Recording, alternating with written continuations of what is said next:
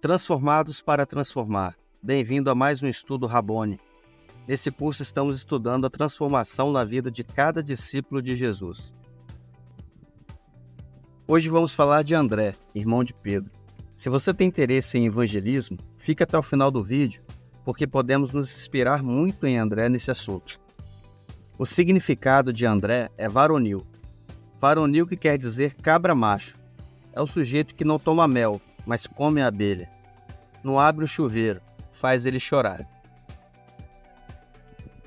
Ele faz parte do grupo de discípulos mais próximo a Jesus, grupo que era formado por uma dupla de irmãos, Tiago e João, que nós terminamos de estudar na aula passada, e Pedro e André. Os quatro eram pescadores e pescavam no norte do Mar da Galileia. Já eram amigos antes de conhecer Jesus. André foi o primeiro a encontrar Jesus. Ele era um dos 2 discípulos de João Batista. André, o irmão de Simão Pedro, era um dos 2 que tinham ouvido o testemunho de João e seguido Jesus. Ele encontrou primeiro o seu próprio irmão, Simão, a quem disse: "Achamos o Messias", Messias que quer dizer Cristo, e o levou a Jesus. João, capítulo 1, versículos 40 a 42. Aqui a gente vê também um dos impactos de conhecer Jesus, aquela alegria que a gente quer dividir com quem ama. Ele foi logo contar para o seu irmão. Nós vamos ver que André era alguém que investia em levar pessoas até Jesus. Sabe aquele menino que tinha 5 pães e 2 peixinhos? Foi André que levou ele até Jesus.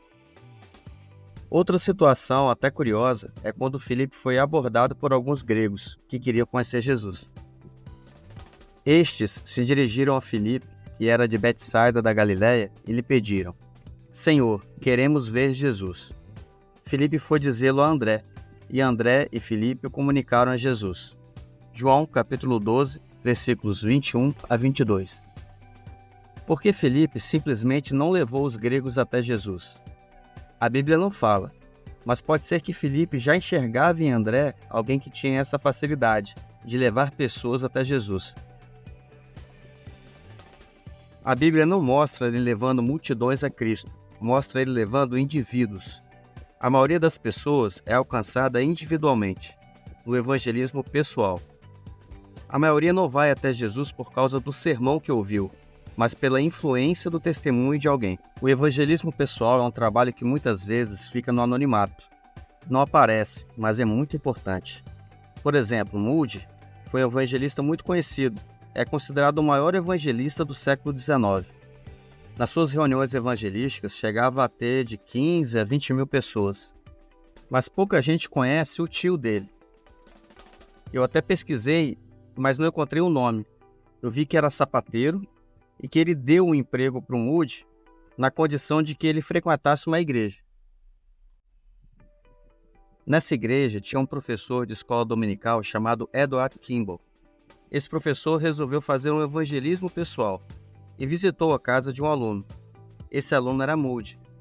Nessa visita, Moody foi alcançado pelo evangelho. Antes de Moody levar multidões até Cristo, 2 pessoas investiram na vida dele. Olha o impacto do evangelismo pessoal. E não parou por aí.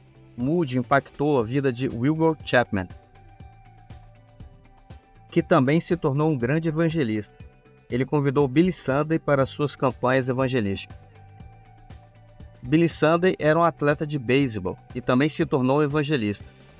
Ele iniciou um ministério evangelístico e, num movimento de avivamento, ele convidou o evangelista Mordecai Ham. Numa dessas reuniões, em 1934, Billy Graham entregou sua vida a Cristo. Provavelmente você já ouviu falar dele. Além de grande evangelista, foi conselheiro de vários presidentes dos Estados Unidos.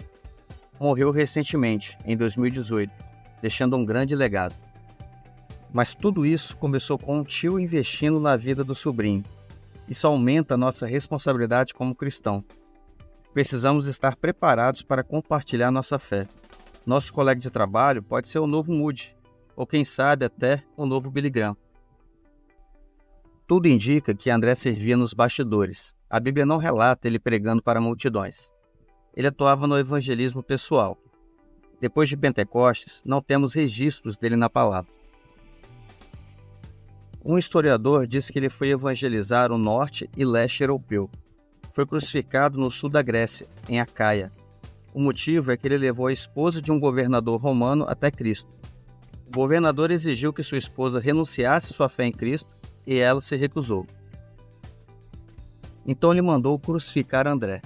De acordo com as ordens do governador, eles amarraram André na cruz em vez de pregá-lo, para que demorasse mais a morrer e fosse prolongado o seu sofrimento.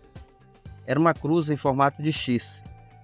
A maioria dos relatos diz que André passou 2 dias na cruz, e nesse tempo ele exortava quem passava perto para buscar a salvação em Cristo. E assim terminamos a aula sobre André, o pescador que foi transformado e dedicou a sua vida em falar de Jesus para cada pessoa que cruzasse o seu caminho. Na próxima aula vamos falar do seu irmão, Pedro. Será nossa última aula da série Transformados para Transformar. Não esqueça de deixar o seu like, ele é muito importante para que o YouTube possa entregar esse vídeo para outras pessoas.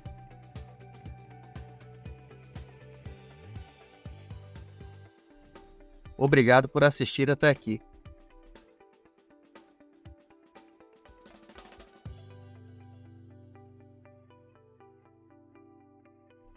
Se inscreve no canal para não perder os próximos vídeos. Deus te abençoe. Até lá.